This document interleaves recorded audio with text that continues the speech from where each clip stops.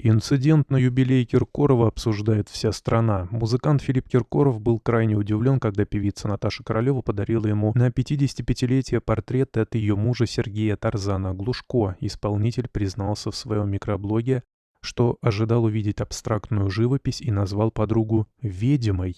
«Боже, как красиво, я не ожидал, думал, будет какая-то абстракция такого размера. Ты ведьма!» — воскликнул Киркоров.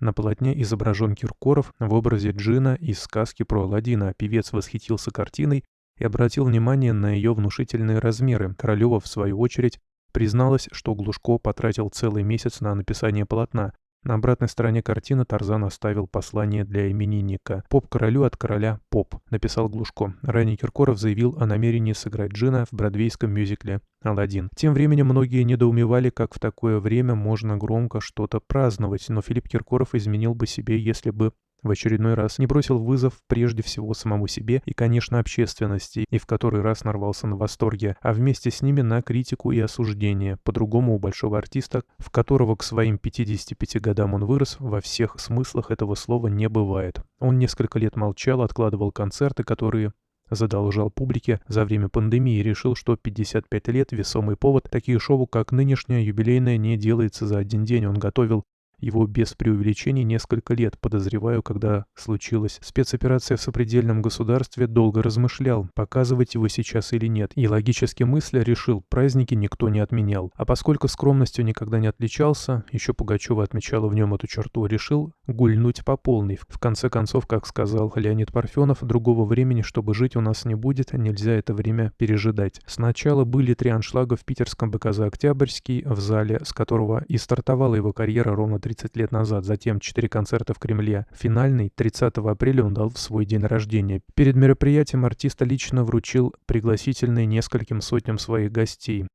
Пропуском на банкет служил купон с номером на цепочке, помещенный в черный куб. Там же можно было обнаружить QR-код. При считывании информации смартфоном, как чертик из табакерки, именно такая аналогия напрашивалась, появлялась голограмма поп-короля, рассказывающая о формате предстоящего праздника. Кстати, банкет, прошедший в отеле Ритц-Карлтон, как утверждает ряд СМИ, обошелся имениннику почти в 40 миллионов рублей.